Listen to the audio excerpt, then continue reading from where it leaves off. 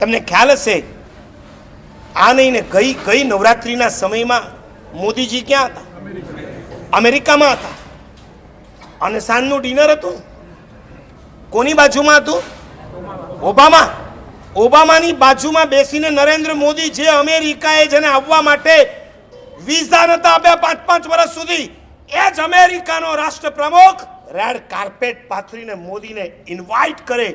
અને એ મોદીજી ઓબામાની બાજુમાં ખાલી 20 જણાને ઇન્વિટેશન હોય અને એમાં મોદીજી ઓબામાની બાજુમાં બેઠા હોય. નવરાત્રિના દિવસો ચાલતા હતા.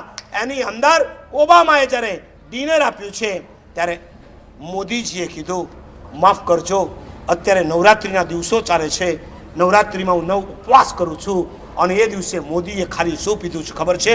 ગરમ ઉકાળેલું પાણી પીધું છે. લીંબુનું પાણી પણ નથી પીધું.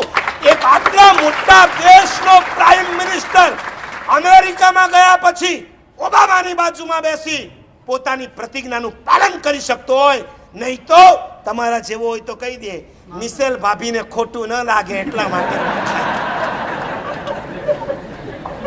મિશેલ ભાભીને ખુશ રાખવા. આટલા મોટા દેશનો પ્રાઇમ મિનિસ્ટર ત્યાં જઈને જો પોતાની બાધા પાડી શકતો હોય, તમને શરમ આવે છે? તમે ના પાડી શકો? તમારા જીવનમાંથી આ વ્યસનોને દૂર કરો. ફનાફાતિયા બોલાવી દીધા છે તમારા કુટુંબના.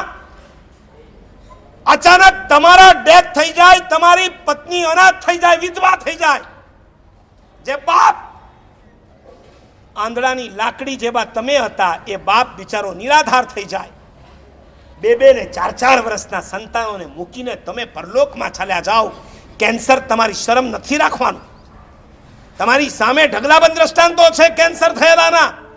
અને યાદ રાખજો, આ શરૂઆતમાં તો એમ જ હોય છે કે આટલામાં શું, આટલું લેશે તો કાંઈ નહીં થાય. વ્યસન એક એવી વસ્તુ છે, શરૂઆતમાં એનો ડોઝ બહુ ઓછો હોય છે, પણ એનાથી જ્યારે અંદર કિક નથી લાગતી ને ત્યારે એનાથી ડોઝ વધતો જાય. શરૂઆતમાં Pan Parag, paan masala, gutka, Rajnigandha, beer, whisky, scotch whisky, joint and drugs, પેથોડી, એલએસડી, મોર્ફિન, કોટવીન, કોકેઇન, હેરોઇન, બ્રાઉન શુગર સુધીની વાતો ચાલતી. પાછળથી આમ કે તમને ક્યાંથી ખબર પડે? મને જ્યાંથી ખબર પડે ત્યાંથી, પણ તારા જીવનમાં તો નથી ને આ પાપ.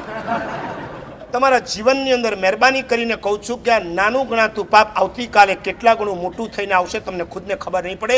એવા ઘણાને અમે માંગલિક સાંભળાવવા ગયા છે જેના ગળા ખુલતા નથી, જેના ગળામાં કિલોની ગાંઠો થઈ ગઈ છે, જેના ગાલની અંદર જે ખાય તો મોઢું રોટલીનો એક કવો એના મોઢામાં જઈ શકતો નથી. આવા ઢગલાબંધ લોકોના અમે ચહેરા જોયા છે. એ જોયા પછી એમ લાગે કે આપણે જીવતી નરકમાં આવી ગયા છે. બ્રિજ કેન્ડીમાં હતો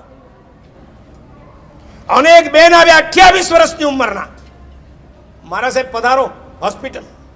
કારણ એમને કેન્સર થયું છે. કોઈ લેવા આવનાર નથી, માટે હું તમારી સાથે આવું છું. બેન આગળ ચાલે, હું પાછળ. 18માં મારે મેં બેનને કીધું કે તમે ઉપર પહોંચો, હું આવું છું. મને કે નહીં મારા સાહેબ તમે પગે ચડો, મારાથી લિફ્ટમાં ના જવાય. અને 16 માળે આવ્યા પછી એ બેન મને કે મારા સાહેબ 1 મિનિટ ઉભા રહ્યો. શું છે? મને કે મારા સાહેબ અમારો શું વાંક કે અમને આવી પનિશમેન્ટ? મેં સમજો નહીં. મને કે ડોક્ટરે કહી દીધું છે કે હવે આ ઘડી 2 ઘડીના મહેમાન છે, તમે માંગલિક સંભળાવો, જાણે એની જ રાહ જોઈ રહ્યા છે. આજ નહીં તો કાલે પરલોક ભેગા થવાના. મારા સાહેબ અમારો શું વાંક? ઘરમાં 60 વર્ષના બુઢા મા બાપ છે, એ કમાનાર એકલા હતા, એ ચાલ્યા ગયા પછી હવે મારે કમાવા નીકળવું પડશે. ચોરોના બજારની અંદર 28 વર્ષની નવજવાન વયે મારે કયો ધંધો કરવાનો? મારા સાસુ અને સસરા નિરાધાર. 28 વર્ષની વયે ભાર યૌવન વયમાં મારે વીડો બનવાનું છે.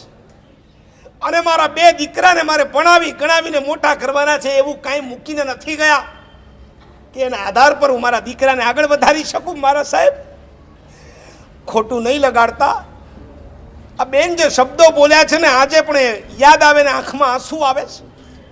મને કે મારું ચાલે તો હું એનું ગળું દબાવીને ખતમ કરી નાખું, ડોક્ટરને કહું એને ઝેરનું ઇન્જેક્શન આપીને મારી નાખું, ગદ્દારી કરીશ.